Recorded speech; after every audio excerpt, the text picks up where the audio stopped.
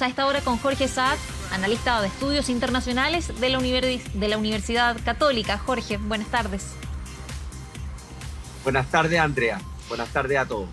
Jorge, ¿cuán amplia o cuán ventajosa es esta ventaja que tiene, valga la redundancia, Joe Biden sobre Donald Trump? Según las últimas encuestas, el margen de ventaja que está teniendo Biden es del orden del 7 a 8 puntos, pero recordemos que la votación en Estados Unidos se define no por el voto popular, sino por obtener la mayoría de los votos electorales de acuerdo a la cifra repartidora que hay en los distintos estados de ese país. Por lo tanto, la clave va a estar estos últimos días en qué va a ocurrir con los llamados estados bisagra o battleground, Michigan, Pensilvania, Ohio, Florida, que son donde están desplegando sus mayores esfuerzos ambos candidatos. ¿Cómo se explican en ese sentido las cifras de la alta votación del voto adelantado? Más de 90 millones de personas que ya votaron. ¿Cómo se explica ya esa alta participación si se compara, por ejemplo, con el año 2016? Efectivamente, como tú dices, Andrea, el 2016 alrededor de 30 millones de personas tuvieron un voto anticipado de un total de 140 millones, es decir, un margen bajo. Hoy día ya tenemos más de 80 millones de personas que han concurrido al voto anticipado, ya sea por correo o presencialmente, y eso podría terminar representando cerca del 50% de la elección. Esto se explica principalmente porque las personas, en su mayoría quienes se declaran demócratas, por efecto de la pandemia han preferido votar anticipadamente para evitar aglomeración y los riesgos sanitarios que implica cuando hay un grupo de personas reunido en un mismo lugar muy alto. Y ha generado este cuadro que plantea un desafío logístico en la elección, porque sabemos que los estados que están teniendo votaciones anticipadas altas, hoy día se estima que cerca del 200% superior al 2016 ya ha votado anticipadamente. Muchos de estos estados, los votos por correo van incluso a continuar llegando posterior a la elección. Entonces podemos tener un escenario de un resultado la noche del martes 3 de noviembre, pero aún pendiente los conteos de otros estados, como ocurrió de hecho el año 2000 con el estado de Florida, en la contienda de Bush con Al Gore. ¿Cuánto va a incidir el factor pandemia con 230.000 fallecidos, con 9 millones de contagiados? ¿Cuánto va a incidir? ¿Cuánto podría impactar en cada candidatura? ¿Cómo lo han llevado también estos temas? Lo que ha mostrado, Andrea, esta campaña es que la sociedad americana viene muy dividida y está muy polarizada. Por ejemplo, cerca del 90% de las personas que apoyaba a Trump va a volver a hacerlo. Por lo tanto, necesita el margen para lograr consolidar su candidatura.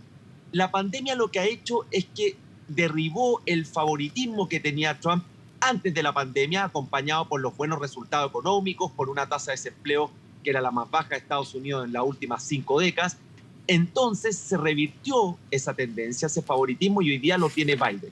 Pero los americanos también tienen otras razones para votar, y según las encuestas, la principal es la economía, que está obviamente directamente relacionada con la pandemia. Entonces, sin lugar a dudas, este tema del coronavirus es lo que ha introducido la incertidumbre y ha puesto en una situación mucho más compleja electoralmente a Trump. Pero también hay otros eventos que pueden ser importantes en esta elección. Lo que ocurrió en la Corte Suprema con la designación de la jueza Amy Corrin, por ejemplo, las cifras que estamos teniendo en la economía, las ayudas fiscales que siguen recibiendo los americanos y que son elementos, Andrea, internos que también pueden tener efecto en estos últimos días en una contienda que, a pesar de lo que dice la encuesta, se estima muy competitiva y muy incierta en sus resultados. Jorge, ¿qué pasa con el voto latino? ¿Qué impacto podría tener el voto latino y hacia dónde se está inclinando en este momento? A ver, el voto latino en Estados Unidos representa un poco más del 10%, y en la elección pasada con Hillary Clinton, 2/3 se inclinaron por ella. El voto latino ha seguido marcando una preferencia muy definida hacia Biden, así como otras minorías como los afroamericanos, que si tú sumas ambos dan sobre el 20% del porcentaje total de electores. Ese voto lo que está mostrando, junto al de los afroamericanos, junto al de la mujer, están inclinándose por Biden, y Trump mantiene esa base partidaria de fieles muy estable, del orden del 40%, que entre otras cosas son el grupo de personas blancas sin título universitario que lo respaldó masivamente en la elección pasada y que Trump espera que confirme nuevamente ese apoyo en esta elección. Jorge, volvamos al sistema de votación. ¿Podría ocurrir lo que ocurrió el año 2016, en donde Hillary Clinton ganó por voto popular, pero perdió en el voto electoral? ¿Qué es lo que pronostican los expertos? Eso puede ocurrir porque la lógica que tiene el sistema electoral americano, desde los padres fundadores, estamos hablando de 1800 y fracción, es que no se quería que una mayoría transitoria impusiera los términos en un conjunto de estados que, recordemos, se terminaron uniendo para formar los Estados Unidos, y por eso está esta cifra repartidora. ¿Qué es lo que ocurre?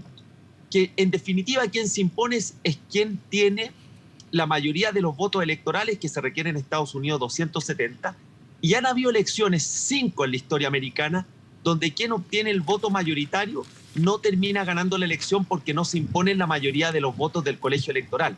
Así ocurrió, como tú recordabas, el 2016 o en la elección del año 2000 de Bush con Al Gore, y después ya nos tenemos que remontar a los 1800 donde ocurrió, que han sido 5 elecciones donde quien obtiene el voto popular no necesariamente se impone como presidente, aunque esa ha sido la regla general en la historia electoral americana. Ese escenario puede repetirse en esta elección, puede repetirse.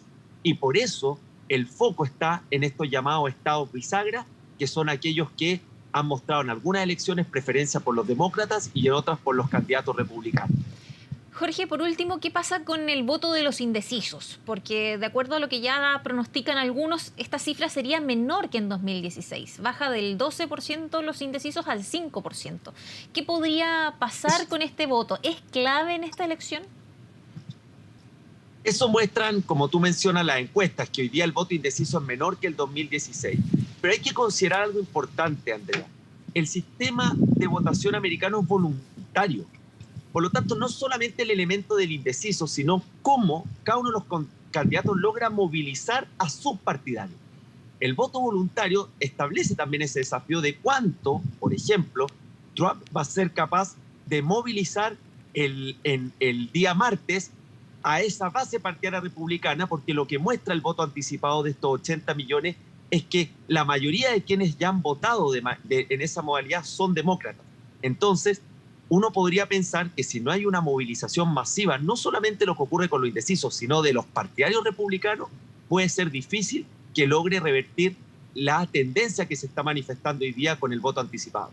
Bien, Jorge Saad, analista de estudios internacionales de la Universidad Católica, muchísimas gracias por la entrevista para ayudarnos a comprender qué es lo que puede suceder en definitiva el día martes, ante qué escenario estamos en este minuto. Muchísimas gracias.